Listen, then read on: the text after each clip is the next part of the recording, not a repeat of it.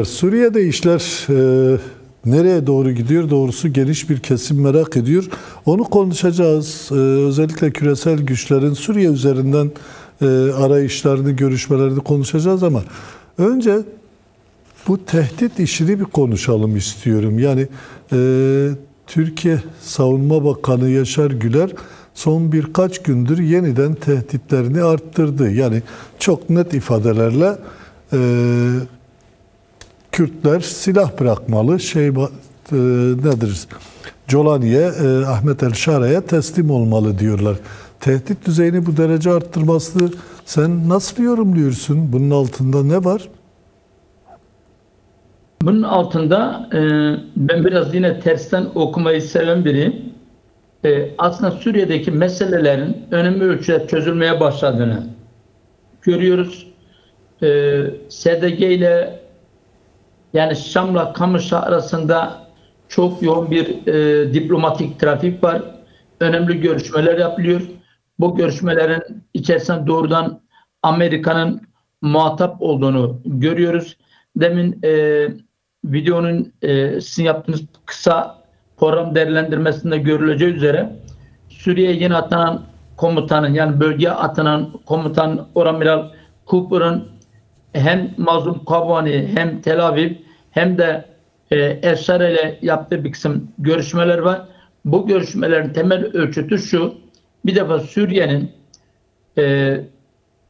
tek devlet, üniter devlet yapısına dayanan bir Arap Suriye Cumhuriyeti'nin mümkün olmadığını, bunun yerine sıkça konuşulan, artık El-Şara tarafında da kabul görmeye başlanan ademi merkeziyetçiliğe dayanan bir Suriye'nin oluşturma fikrinin Şam tarafta kabul edildiğini görüyoruz. Türkiye aynı zamanda belki birazdan konuşacağız. El-Şara'nın geçici hükümetinin Türkiye'ye Suriye'den çıkmasına yönelik yaptığı bir kısım resmi başvurular var. Türkiye'de Suriye'deki Türk askerlerinin çekilmesine dair yapılan değerlendirmeler artık Türkiye tarafında da kabul edildi ve bu güçlerin Afrin bir bölgesine iki yere toplanıldı.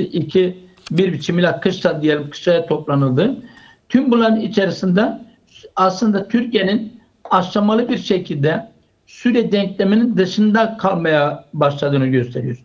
Tam da böyle bir zamanda Türkiye'nin yeniden SDG'yi tehdit etmesi ya da Dışişleri Bakanı'nın Yaşar Güler'in SDG silah bırakmalıdır, Şam'a silahlarını bırakmalıdır biçimdeki bir değerlendirmesi aslında sürecin kendilerinin dışında geliştiğini, Türkiye'nin istediği, beklediği bir formatta ilerlemediğini gösteriyor. ABD'nin, İsrail'in, İngiltere, Fransa'nın Şam ile yaptığı değerlendirmeler, buna biz Katar ve Suudi Arabistan'ı da katabiliriz. Suriye'de yeni bir denklemin oluştuğunu, aslında başından beri söylenen denklemin hayata geçirildiğini görüyoruz. Özellikle El-Şara'nın Washington'a gitmesi. Şimdi bu çok önemli bir şey. Fakat dikkat edin, Cumhurbaşkanı olarak vize vermediler. Bir Suriye vatandaşı olarak vize verildi. Yani diplomatik dokunulmazlığı olarak şu anda Şara Washington'a gitmiyor. İstenirse orada tutuklanabilir de, gözaltına da alınabilir. Yani diplomatik uluslararası Birleşmiş Milletler toplantısına giden dünyanın değişik liderlerindeki yok. Ama hiç şüphesiz ki biliyoruz ki oradan ABD'den, Washington'dan bir güvence alınmıştır. O biçimiyle gidiyor. Bu bakımdan Şara'nın orada yapacağı bir kısım görüşmeler de aslında Suriye denkleminin önemli ölçüde değiştiğini, ABD ilişkilerini yine konuşalım. Sözünü unutma, o önemli ama bu Türkiye bağlamında biraz önce sözünü ettiğin meseleyi de merak ediyoruz. Şimdi bir taraftan savunma bakanlıkları arasında, Türkiye ve Suriye savunma bakanlıkları arasında kapsamlı bir işbirliği anlaşması imzalanıyor. Şimdi diğer taraftan da Şara, Türkiye'nin Suriye'den çekilmesi konusunda resmi başvuruda bulunuyor.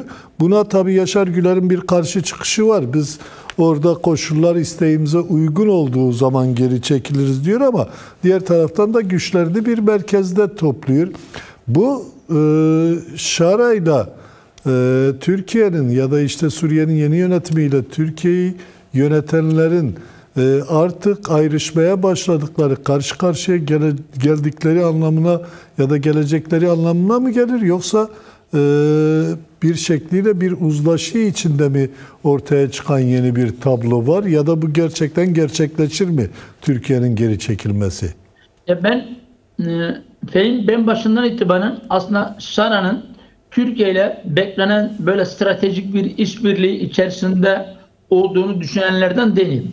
Ama apar topar bir şekilde kendisinden beklemediği bir tarzda Şam'a gelip oturtulması ve oradaki politik kriz, ortaya çıkan askeri boşluk vesaire Türkiye'nin sürekli onun hem Şar'a hem de Şam üzerinde oluşturduğu o psikolojik, diplomatik baskı nedeniyle bir biçimde Türkiye'ye yaklaşan bir taktik siyaset izlediğini düşünüyorum.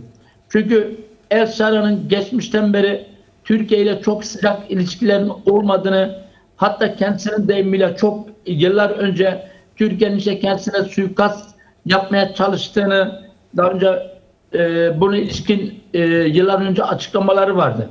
Şimdi ama giderek Suriye'de saflaş netleşiyor, denklem oturtuluyor. Ve bu tanım Türkiye'nin Suriye'den çekilmesi önerisi bugünkü bir öneri değil. Yani bir talep değil. Bu yaklaşık olarak bir ay önce gündeme gelen bir talep. Şimdi basına sızdı. Yaşar Güler de Savunma Bakanı'nda biz orada terör tehlikesi ortadan kalkmayana kadar orayı terk etmeyiz diyor. Ama bu cümlenin dahi kendisi El-Şara'nın ya da Şam hükümetinin Türkiye'deki askeri güçlerin çekilmesi gerektiğini ifade ediyor. Çünkü bu Afrin üzerinde bir tartışma var. Bu Afrin'dir, Elbap, Menbiç, Menbiç'i biraz dışarıda tutarsak İdlib, Serikaniye bölgelerinde ki bu askeri güçlerin çekilmesi Türkiye açısından artık giderek sorunlu hale gelmiş görünüyor. Önümüzdeki dönemde özellikle 10 Mart mutabakatının karşılıklı olarak iki taraf açısından, Amerika'nın gözetimi açısından uygulanmaya başlanması Türkiye'nin orada varlık nedenlerinin bütünlüğü ortadan kaldıracaktır. Onun için ben Şara'nın Türkiye'nin çok ciddi bir diplomatik ve politik bir baskısı var. Bir kısım ekonomik anlaşmalara zorluyorlar. O anlaşmaları imzalıyor. Ama ben önümüzdeki dönemde Şara ile Türkiye arasında dengenin giderek değişeceğini düşünüyorum. Eğer özellikle bu önümüzdeki Kasım ayına kadar İsrail ile yapılacak bir anlaşmanın bu çok artık netleşmiş bulunuyor. Bu anlaşma gerçekleşecek. Bu şu demektir. Şam'ın esasen Tel Aviv eksenli bir siyaset izlemeye başlayacağını gösteriyor. Bak dikkat et. Dao operasyonunda, Dao saldırısında toplanan Arap ve İslam Birliği, İslam İşleri Teşkilatı ülkeler, yani 58 ülkede en kısa konuşmayı yapan El-Şara'ydı. Tam 2 dakika konuştu. 2,5-3 dakika konuştu. Selamlaması, bitirmesi buydu. Neden? Çünkü oradan açıktan İsrail'e karşı açık tutum alan bir politika belirlenmiştir.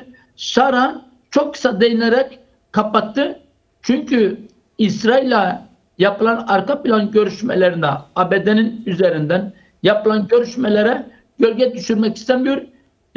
İsrail'in hedefi haline gelmek istemiyor. Evet. Onun için önümüzdeki döneme İsrail ile Şam arasında, yani Tel Aviv ile Şam arasında yapılacak anlaşma Türkiye'nin Suriye politikasının esasen çöktüğü sonucunu çıkartabiliriz. Peki buradan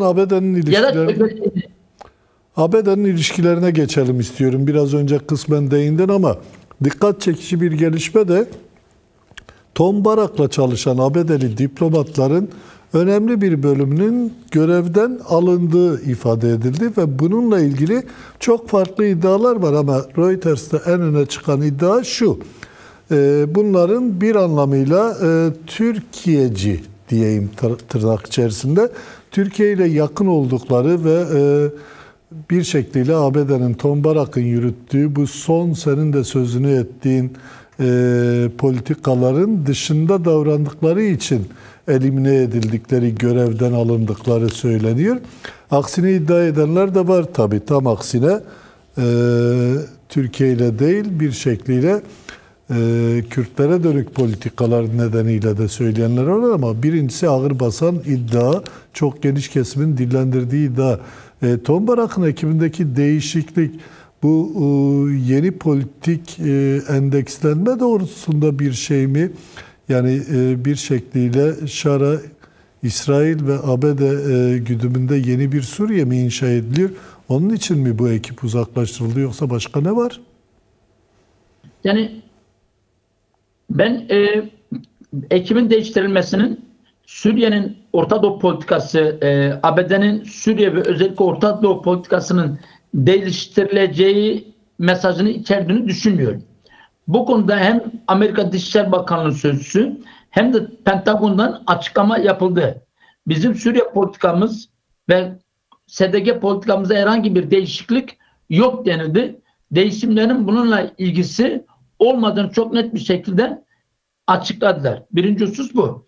İkincisi Pentagon'un IŞİD'le mücadelede 2026 bütçesinden SDG'ye 130 milyon dolar ayırdığını açıkladı. Bu hafta, önümüzdeki hafta Senato'da onaylanacak. Şimdi ABD'nin 2026 politikası zaten belli SDG açısından. Belli. Ve 130 milyon doların SDG'nin ihtiyaçları için ya da IŞİD'le mücadele için diyelim, esas cümlesi zaten bu.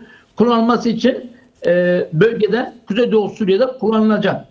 Şimdi hiç şüphesiz ki Tom Baraks'ın ben önümüzdeki dönemde Türkiye Büyükelçiliğinden alınmasa dahi Tom Baraks'ın da Suriye temsilcilerinden alınması bana sürpriz gelmez. Nedeni şu, çünkü orada bir şey var, bir istikrarsızlık var. Önce geldi Türkiye Osmanlı yönetimine benzer bir metotla yönetilmelidir dedi. Sonra dedi Suriye'de federatif yapı olmaz, üniter yapı olacak.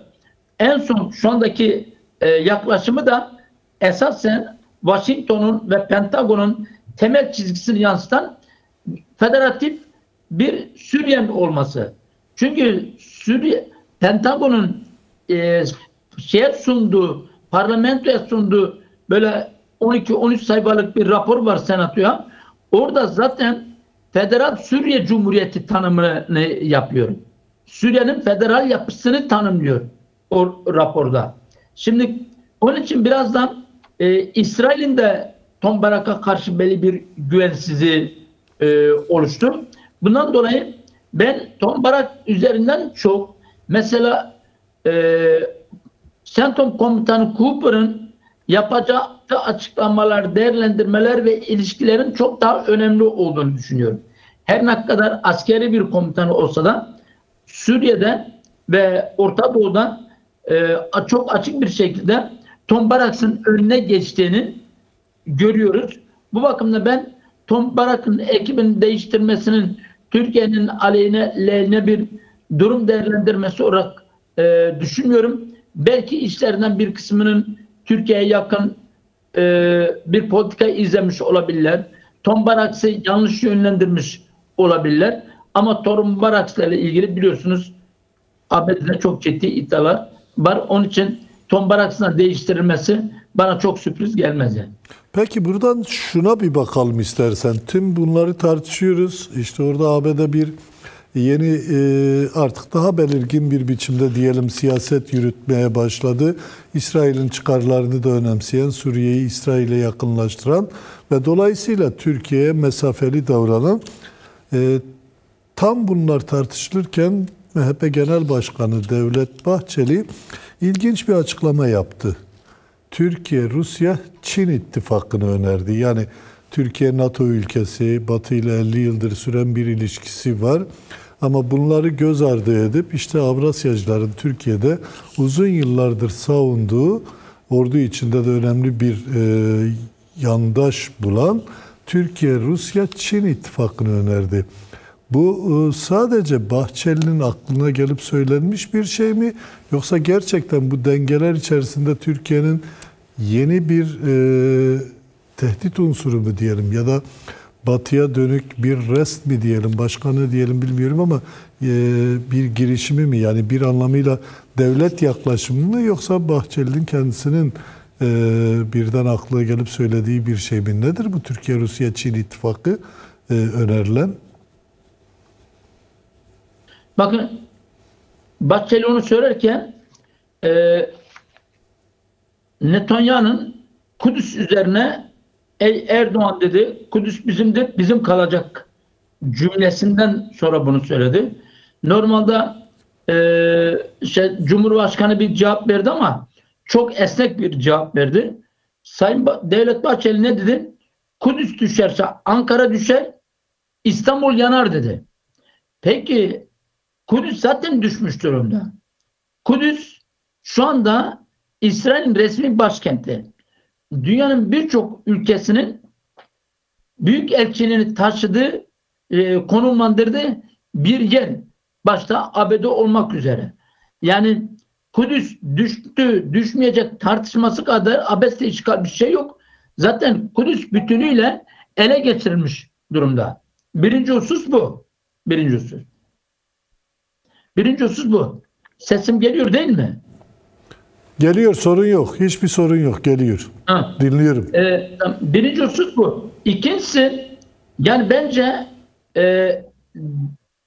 Sayın Bahçeli'nin Erdoğan'ı stratejik olarak hedef tahtasına koyması için en iyi öneri bu olur. Siz Türkiye'de Çin, Türkiye, Rusya ittifakını önerirseniz birincisi NATO'dan çıkmanız lazım. Siz NATO üyesi olup da İsrail'in Çin'in ya da Rusya'nın sizin alacağını düşünebilir misiniz? Birkaç yıl önce basının önünde Sayın Cumhurbaşkanı Putin'le yaptığı görüşmede bizi Şangay İşbirliği örgütüne alın dedi.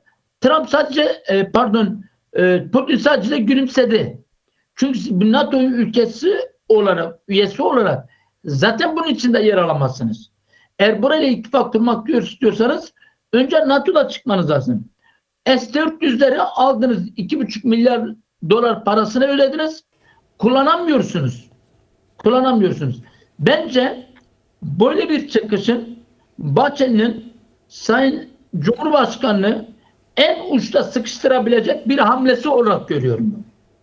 Şimdi yani buradan şunu mu anlayalım? Cumhurbaşkanı bir biçimiyle Batı yanlısı tutuma doğru ilerlerken ki Trump'ın oğluyla da bir görüşmesi gerçekleşmişti. Devlet içinden, iktidar içerisinden bu politikaya bir karşı çıkış, bir direnç mi oluşturuluyor? Yani bir dirençten bahsediyoruz. Türkiye'de Avrasyacılar, NATO'cular biliyorsun tartışması eskiden beri var. İşte Ergenekon davalarının esasının bu oluşturduğunu Asyacıların tasfiye edilmesi hamlesi olarak değerlendiriliyordu. Bir dönemde MGK'daki ulusal güvenlik doktrinde Asyacı bir çizgi ön plana çıkmıştı. Ama bu önemli ölçüde kırıldı. Şu aşamada Sayın Bahçeli'nin yaptığı bu açıklamada devlet içerisinden bir kanadın görüşünü oluşturuyor olsa bile ben bunun ciddi olarak Türkiye'nin devlet yapısında devletlerin stratejik pozisyonda bir değişiklik yaratacağını düşünmüyorum. Bu ancak AK Parti ile MHP arasında yeni bir krizin tetiklenmesi anlamına gelir. Şimdi Sayın Cumhurbaşkanı yarın çıkıp biz NATO'dan çıkıyoruz, Çin ve Rusya eksenine giriyoruz dediğinde nasıl bir sonuç ortaya çıkacak? Şimdi Esad Rusya tarafından destekleniyordu, Çin tarafından destekleniyordu. gitti. Saddam Rusya ve Çin tarafından Birleşmiş Milletler'deki operasyonlarda Güvenlik Konseyi'nden veto edildi. Kaç kez gitti. Peki. İran çok açık bir şekilde Rusya ve Çin tarafından destekleniyordu. Peki. Vuruldu. Şu akla gelebilir mi? Acaba Türkiye NATO'dan çıkartılarak İsrail'in hedefi haline getirilebilir mi? Çünkü 5. madde gereğince Bu da çok zor aslında. herhangi bir ülke saldırırsa Türkiye'ye 5. madde devreye girecek, Peki. NATO devreye girecek. Acaba Türkiye'yi böyle bir açık çatışma alanından mı getirecekler? Bunun Suriye'de ve bugünkü tartıştığımız Kürt sorunun çözümüne nasıl bir etkide bulunur? Bunların hepsinin birlikte değerlendirmesi lazım. Peki. Eğer bir etki tepki olarak Sayın Bahçeli söylememişse bu Türkiye'nin ciddi bir açmaza karşı karşıya kaldığını gösterir ve son derece tehlikeli bir girişim Peki. olarak değerlendirebiliriz.